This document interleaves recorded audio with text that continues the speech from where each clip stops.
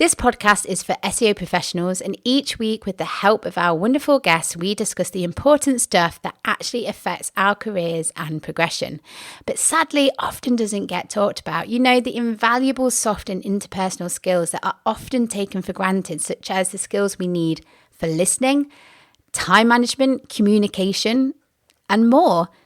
We also talk about the big issues that affect us and our careers, such as burnout, imposter syndrome, self-belief, saying no, plus other big issues and obstacles.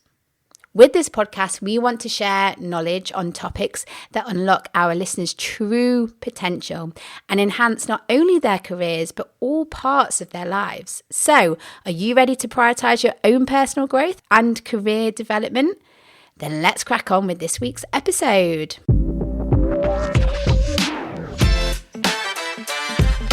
Hello everyone. Thank you for joining us for another episode of the SEO Mindset podcast. And we are entering another season. I mean, I don't know where the time's going, where are all these seasons going, but we are in season 11, which is bonkers. And just very appreciative of everyone who has listened to all the past seasons, all of our guests, everyone who supported us over the past couple of years, because we've been going for some time now. So yeah, very excited to be back with another season. We have a lot of great plans, topics and guests lined up for you. So it's going to be a great season. So yeah, join us for the ride. So what are we starting season 11 with? Now, Tazmin has sorted us out a cracking episode all about Ikigai. So she explains what Ikigai is and how you can use it to not only plan a more fulfilling career, but your life in general. So yeah, it's a really good episode because I had no idea what Ikigai was before recording this episode, and now I do, and I'm all signed up. But do you know what? You're going to have to listen to the episode if you're thinking, what the hell is Sarah talking about? What is this Ikigai? You're just going to have to listen to the episode, aren't you? Now, before we crack on, just a reminder of how you can support the podcast. We are set up on Buy Me a Coffee, so if you want to give us a one-off donation, you can do that, and we'd be very appreciative of that. So check that out. The link will be in the show notes, and you can also sign up to our newsletter. So if you sign up to the newsletter, you can keep up to date with the latest goings on with the SEO Mindset podcast, events that we're doing, latest episodes, thoughts, topics. Yeah, we've got a lovely newsletter that Tazmin looks after and sends out every week. So yeah, make sure that you also sign up to that. Link is in the show notes. Right, I bet you're on the edge of your seat wanting to know what Ikigai is, so let's crack on.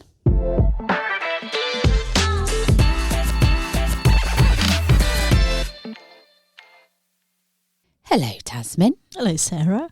How are we doing? Really well. Considering the weather has turned, really well. And very excitedly, now we record episodes together, don't we? So we're doing this in person. I can actually, I was going to say touch you, but that's a bit weird to say because normally we're through a computer screen, but we are in Lyrebird Studios, aren't we? We are, and I really like the way that we've set this up now because we record together. We get into the flow of podcasting. Do you know what? When we do record in Lyrebird Studios, it does, I don't know, like you feel like you're actually recording a podcast because you're in a studio setting. Yeah. Do you know what I mean? So yeah, but this has obviously been in our calendar for a while, and yeah, it's one of my favourite days when we just get to spend the day together, record some content. We're obviously also going to strategize, you know. We've got plans for the SEO Mindset podcast, people. Big plans. Big plans. So watch this space. So, Tazmin, you have planned today's episode, and the title makes me giggle. You see, I had never heard it like that, and you've now ruined it for me. So I mean, we're really off on to a great start. So what we're going to talk about today is Ikigai. Yeah. And straight away, my silly little brain was like, ew, look at that Ikigai over there. Let's just ignore Sarah's comprehension of this. Well, we're going to win her over. So yeah, I'm really excited about talking about Ikigai because it's something that was part of my awareness for a while, but I only recently actually did one for myself, and I have been blown away with what insights it's given me. And then had lots of conversations with people, some people who said, yes, absolutely, they'd done one, some people who had never even heard of it. And then I've been on a few calls with people who are struggling with what do I do for my career, and taken them through the process and just watching their minds slowly getting blown away by it. And it is so simple, but it is so powerful. So I want to... and we should give a bit of context as well, because the live podcast, by the time, so this is a bit weird because while we're recording, the live podcast hasn't happened yet. But when this episode goes out, the live podcast would have happened, and we were given out guides, weren't we, for Ikigai? Yeah, so it's a link to me going through the process of working out what your Ikigai is with some examples. So it's a very short video, about 13 minutes. But everyone who's watched it so far has enjoyed it. So, well, it's you, Tazmin. Of course they're going to enjoy it. So without further ado, what is Ikigai? So to give you a little bit of context, it is a Japanese concept, and it is a way of figuring out what makes you happy, what makes you fulfilled in life. And at the end of the day, what we're trying to do through our careers, through our self-care, through all sorts of things, is finding that what is the meaning for life for me, what makes me happy.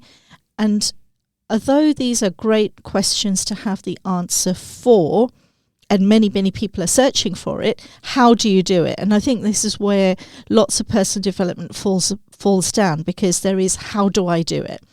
So although it is an age-old Japanese concept, it only started becoming part of Western awareness in like the 60s and 90s. So there was a Japanese psychiatrist and academic, I'm going to butcher this name, Miko Kamiya, and she had a book in 1966 called The Meaning of Life.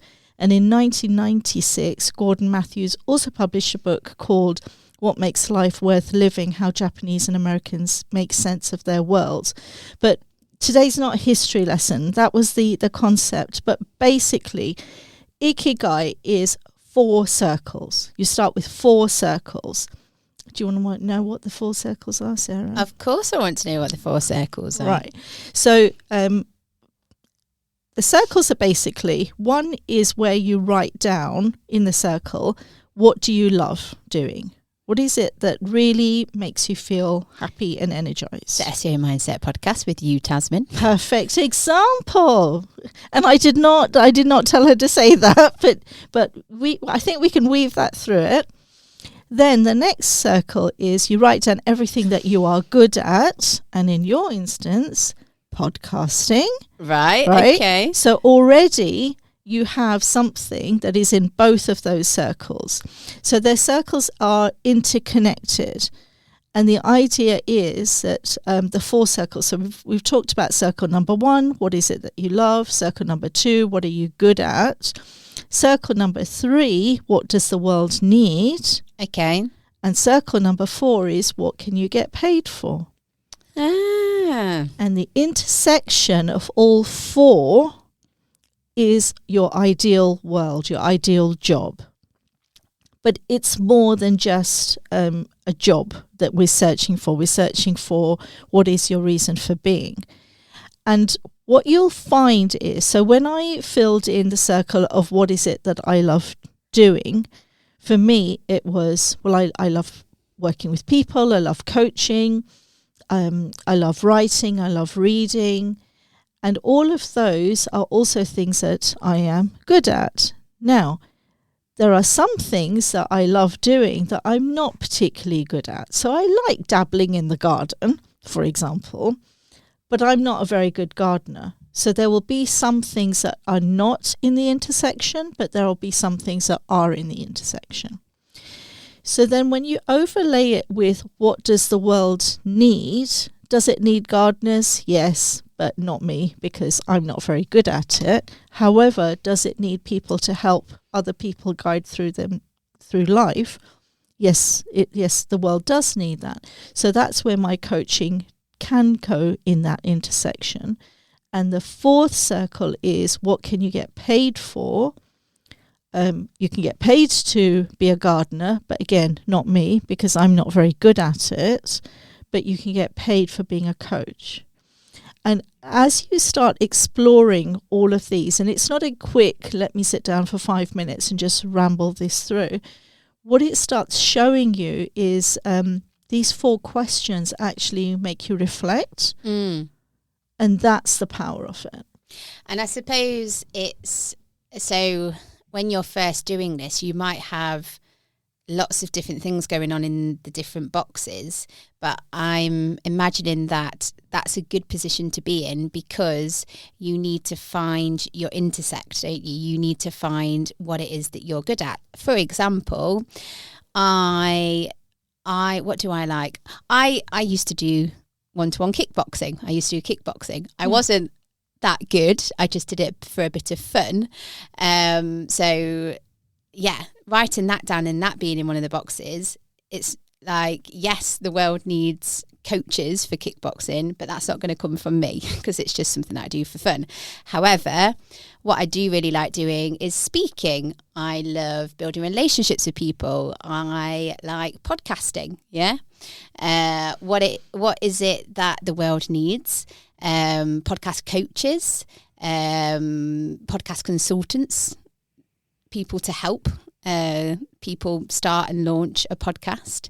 And what can I get paid for? Well, doing that sort of stuff. So I love this idea because, like you say, it gives you time to reflect on all the different things. And actually, you might list something down that you enjoy doing, that you're good at, and that the world needs, but it wasn't even on your radar before you sat down and reflected on that.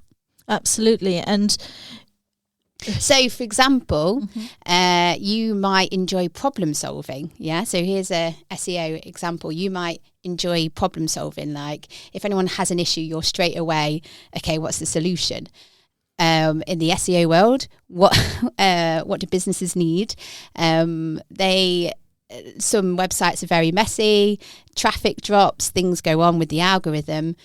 They need someone to problem solve what's going on. So I'm good at that, for example, as an example. And what can I get paid for? Helping businesses do that. So yeah, I think this is really valuable because it gives you time to reflect, but also you might uncover stuff that you didn't even realize that you could have as a job. Yeah. And what I would suggest to everyone who wants to have a go at this is don't try and at the beginning, don't try and strategize it too much. Just put things down. So one of the things that I love doing is decluttering. And I'm quite good at decluttering. But is that something that I would even imagine myself doing full time? No, but put it down, because what I've then realized is that sometimes when I'm feeling quite stressed, I then look around me. Has the house become a bit of a mess? Is that what's zapping my energy? You start learning things about yourself. Another thing that I learned through doing mine was I like people. Clearly, I like people, but I also like time alone. So one of the things I'd been thinking about was, should I do a retreat? Because, the world is bombarding us with things all the time. And one of the things that I've been noticing a lot is, self-reflection retreats, this, that, and the other. And I was thinking, should I do one? I quite like the idea of doing one. But when I went through my Ikigai, I thought, oh, I like people, but I also need my alone time. Now, does that mean that I rule out retreats? No. So in my Ikigai, I've put down day retreat, ? Is that something I want to explore? Or is it something that I do with other people? Because although people give me energy, a lot of the coaching that I do often is about quite serious topics, so it can be draining. So am I going to share that space with somebody else? And it allows you to really dissect who you are, what you need, as well as what does the world need that you can give them. Yeah, definitely. Oh, I really want to go away now and write my Ikigai. It's a lot of fun, and this is another thing I would say to people: have fun with it. If you can, get a massive piece of paper, stick it to the wall, and over the course of a weekend, just draw those 4 circles, and they're intersecting with each other. Again, if you can't, there's so many pictures of them on the internet. Just go and Google or go and download the one that we're offering, and just start playing around with it. And you could, if you wanted to, anybody who's living with you, they could also offer their thoughts, because there are some things that I didn't realise that people appreciated from me. And then I started putting those on there. And it's a really great way as well, again, if you're comfortable doing so, exploring your personality with everyone else in the house, and then they can also do theirs. And I think it's fun.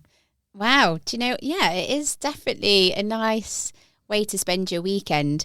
And you just said about you can find it online, or you can download the guide that we're offering. So what we'll do is we'll make sure there is a link in the show notes, so you can go ahead and do that.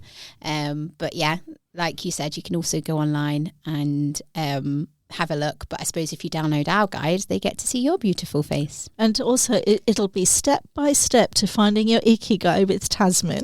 There you go. We haven't called it that. But bit of hand holding, right? Shall we take a short break? Let's. And tease us, Tazmin. What's coming up in part 2? In part 2, we're going to talk about how Ikigai isn't just about finding your perfect career; it's actually really good for you. Wonderful. Right, join us back.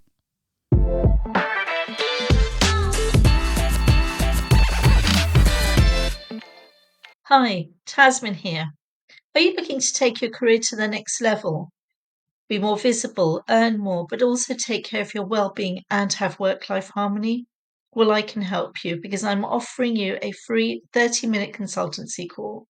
Together we can go through where you want to be and how to get there. Simply click on the link in the show notes, fill in a form, and I'll get back to you. Sarah here, just quickly popping on to let you know about how you can support the podcast, how you can support me and Tazmin. So first things first, we are set up on Buy Me a Coffee, which means you can give us a one-off donation. Thank you to everyone who has done that already. If you fancy doing that, the link is in the show notes, and we'd be very much appreciative. And another way is help us spread the word. Get more people to know about the podcast. Tell your colleagues, friends, loved ones, hey, even your pets. Next time you're listening to an episode and you think someone would really love it, find the link, and why not share it with them?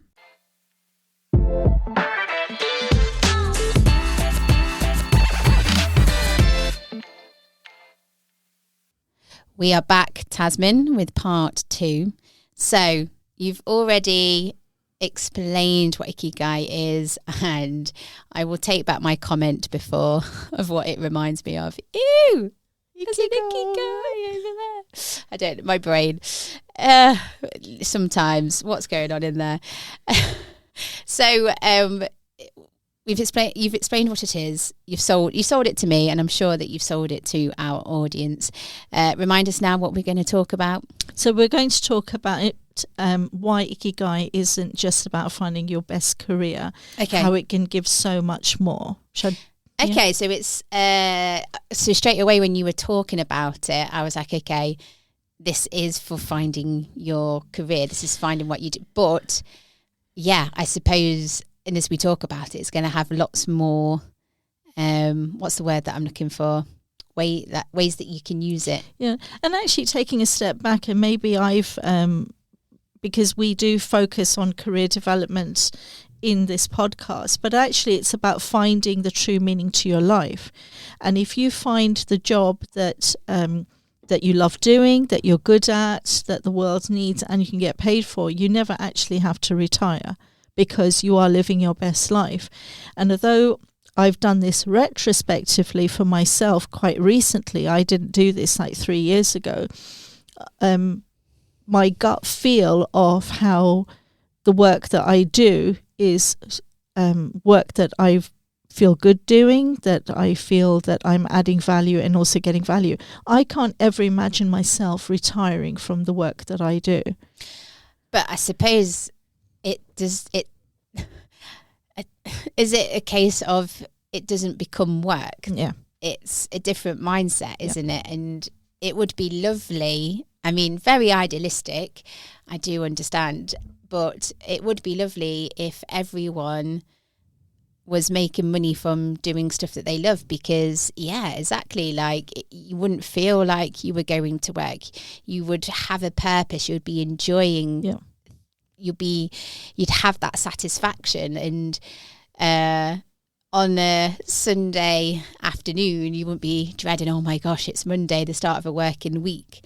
Understand that that's a very idealistic goal to go towards, but it would be lovely, wouldn't it? And I suppose this is using the Ikigai is a way towards that, isn't it?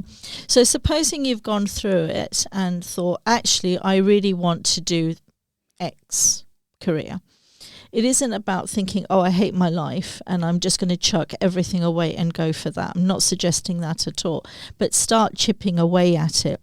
Start doing more of what you love doing and are good at and the world needs and you can get paid for. And it's not a quick thing. So I was talking to this woman who works in SEO, and we went through that, and her real passions were traveling and music. And then as we were exploring what options she had, she said, oh, I have people who are artists that have websites. I could start optimizing their websites. And it's just getting step by step, gradually closer to the thing that you really love doing. And in those steps, you may find other things open up for you. So I'm not suggesting to anyone that once you've gone through that exercise and said, oh, my ideal job is this, to throw everything away. It's how can I build that life? But what you were saying about this concept of having a job that you never need to retire from, on a serious note, people are living longer. The age of, the pensionable age is, I don't know, what is it, 67-ish right now? And then if you're living to 87, what are you going to do for those 20 years?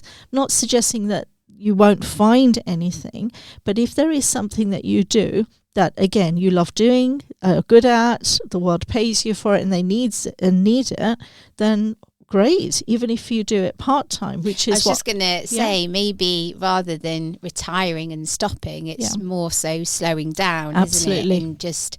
And being in a situation where you can cherry pick the clients or the projects that you take on. And I mean,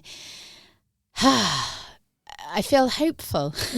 Well, I've been very open about it. I'm 57 as we're recording this, and I know that in 10 years' time it'll be my retirement time. So I'm actually strategizing my retirement as opposed to strategizing my career, thinking, fine, in the next few years I build this up and then I get to carry on doing this. You might have to help me walk to the studio with my walking stick, but I'm up for it if you're up for it. So technically today is a work day because we are recording all day, and there's other things that we're going to do with our day to work on the SEO mindset, but it is work in a sense, even though I'm saying you don't think of it as work, but it's how it's how one of the ways that we get paid or working towards and all of that lovely stuff. But I don't know, like I was very appreciative this morning when I was getting ready to like come and pick you up from the station. Yeah. It felt like it's wonderful that one of my working days is spending time with you, recording lots of wonderful content for the podcast. And so it'd just be lovely if our listeners and more people could do that. Well, again, let's take a step back for everyone. It is finding that thing, and you might not find it straight away, but it's taking small steps towards that, because what that does is it reduces the stress that's in your life. Burnout isn't just about when you're doing too much. It is also about when you're not doing the thing that is aligned to you. So this is a really fun, practical way to start uncovering what that real thing is for you. This isn't meant to sound as anything that you're doing that isn't aligned with that is rubbish. It is about chipping away and getting closer and closer. But for me, what I found doing the Ikigai, like we said in part 1, it's a really great self-reflection time, because we don't ask ourselves these questions often enough, and actually we should. Reflecting on what we love doing, what we're naturally good at. And by doing that, it's almost like a self-care procedure for ourselves to do that. And I think even looking at what we're good at, again, how often do we do that? But if you, through this exercise, say, actually, these are the things that I'm good at. I'm good at writing content. I'm good at problem solving. I'm good at decluttering. I'm good at coaching. It's a real confidence boost. So when I said it doesn't just give you the path forward, it actually makes you feel good in the process. So confidence, self-care. And even when you look at what do you love doing and then wonder, what should I have as my self-care plan? You've got a whole list of things that you love doing. You can just look at that and think, okay, I'm going to spend more time doing those things. I love picnics, for example. Have I told you that? I don't think we've ever spoke about picnics. I love a picnic, like really love a picnic. So you could be a professional picnic planner. No, I wouldn't say that because that's not what drives me. Yeah. But my husband loves cricket, and I'm always very happy to go and watch cricket with him, because it means I can pack a picnic and he'll watch the cricket. We don't do that often enough, actually. Maybe that's something we should be doing soon. But you've got a whole list of things that you can go off and do for your self-care. That, as I said just a moment ago, it really boosts your confidence when you sit down and write down all of the things that you're good at. Definitely, because I think as humans or as people, we kind of forget the stuff that we are good at, and sometimes we end up transfixed or focused on the times where we've made a mistake or something's gone wrong or something's not gone to plan. And it really does knock your confidence. So if you can reflect and have time and be like, do you know what? I know that I'm quite good at this. Of course, it's going to boost your confidence. And I suppose another way to look at it as well is you could use it to help develop yourself as well, because there might be something on your list that you enjoy doing, but you're not like really good at yet. But that doesn't mean that you won't be in the future. So what you could also highlight is things that you really want to, that you enjoy, things that you want to get better at, so then you can offer. So for example, when I first got into podcasting, I really enjoyed it. I had a radio background. I love chatting to people. I love all that. But obviously, first starting a podcast, I wasn't in a position to help others because I was still learning a lot for myself. But I think looking back over the years, I've been working on that side. So then I'm in a position now, a few years down the line. So I first started in 2018. So it was chipping away. It was over the years, like doing more stuff, getting more familiar with the industry, working for Captivate, a podcast hosting platform, slowly chipping away. And now I'm in a position where I love podcasting and I have enough experience and knowledge to help others. Yeah. So. And you never know what doors are going to open up for you. But what you said just there, I understood I loved podcasting. So when that job with Captivate became available, you're aligned because you know enough about yourself and you think, okay, and it helps with decision making. Yeah. So as you go through that journey and you've learnt, you are then able to offer that service to other people. Who knows, I might be able to help people who are reaching retirement who don't actually want to retire on how to navigate that step of it, because you're always evolving. Yeah, yeah. So be open about that. Another thing that I found with doing the Ikigai is that it makes you aware of the world. Quite often we're so busy being busy, and then our focus is on consuming content. If we are scrolling, for example, we're just consuming. What this makes you do is you consume it in a different way. Your lens isn't just about, okay, this is what I like doing. It's about what is the world in need of. And some of your own values will come out from that. So when I was doing mine, I was talking about, leadership, the things that I'm not happy about with leadership out there, how the world is craving connection and community. That helps me drive other decisions. And you start seeing the world in a different way, and then you start strategizing your next steps in a different way. Again, so going back to the retreat example, would I be good at it? Would I enjoy it? Does the world need it? Could I get paid for it? Absolutely, because what that's doing is it's satisfying the need for community and connection and shared experiences. The only thing I'd need to be mindful of, as I said, is I probably wouldn't do a whole weekend. I'm no Tony Robbins where I'm going to be jumping up and down the stage for 60 hours non-stop. It's not me. And then the other thing is you start gaining that fulfillment and you start taking ownership. And way back when we did the first episode of this podcast, which was mindset, one of the first things we talked about was ownership. Would it be lovely if you were born knowing exactly what you were supposed to be doing in life? Absolutely. But unfortunately, fortunately, both at the same time, it is a journey. And once you start navigating that in a way that makes sense to you, then that sense, and take that sense of ownership, life just gets better. There you go. What a way to end a podcast episode.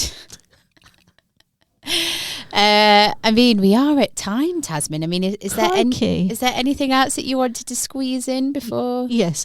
Have fun. Yeah. With it. Don't take it. It can give you really serious insights, but do not take it that seriously. Don't think, oh no, I'm so far away from my Ikigai. Life is just awful. Don't. Please do not think that. It is a way of navigating yourself to that next step. And you don't know where you are on this journey. Think of it as a journey. Some people might put their Ikigai together and feel that they're further along, whereas other people are just at the start. But it isn't a race. Everyone is different. Everyone's going to be coming at it in a different place of their journey. So don't worry. Don't beat yourself up. And the sooner that you do it, the sooner that you reflect and put your Ikigai together, the sooner then you can work towards that goal of doing more of what you love and getting, the money. Absolutely. So finding your Ikigai isn't an overnight process. Getting to it isn't an overnight process. As I always say to anyone that listens to me, go through this journey of self-development with kindness. Otherwise it can become a really dark place. Take your time, have fun, and let us know how you get on. Yes. And like we said earlier, We've got a guide to Ikigai, so we'll pop that in the show notes. But yeah, just have fun with it, and straight away, because I'm a quite impatient person, so when I start a task, I'm like, why is this not done already? But actually, give yourself time. You don't have to sit down and complete it all in one go. You could do it over a weekend. You could do it over a couple of weeks. Hey, you could do it over a couple of months. Like, if you just put time aside, I don't know, an hour, 2 hours here, and you can always be tweaking it and stuff. So get advice from other people as well, because you might be thinking, what am I good at? I don't even know what that is. Have a conversation with someone, and they might be like, Sarah, did you know that you're really good at making banana bread? No, I didn't realise that.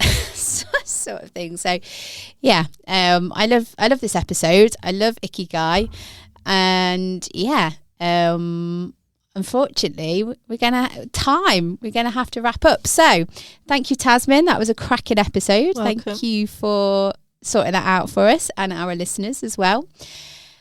You can support the podcast. So one way that you can do that is we are set up on Buy Me a Coffee. So you can give us a one-off donation, and we've already got people who have done that. So massive thank you to everyone who has already donated us a coffee.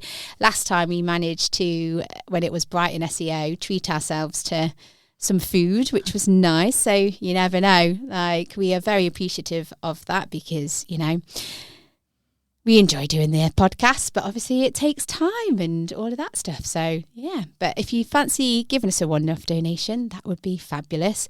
What is another way, Tazmin? So that we can eat again. Do not worry, everyone out there. I certainly am not withering away. Another way is to sign up to our newsletter. Yes, our fabulous newsletter that you look after. Yes, and I definitely am getting more comfortable doing it and want to write more and more. So if you do subscribe to our newsletter and want to send me any tips or things that you'd like me to write about, feel free to do that. And equally, if you're not signed up to it, come on, join in. Join in. So yes, just head on over to the show notes, because you'll see everything in there that you need. Right, shall we say goodbye, take care, and until next time? Goodbye, take care, and have fun doing your Ikigai.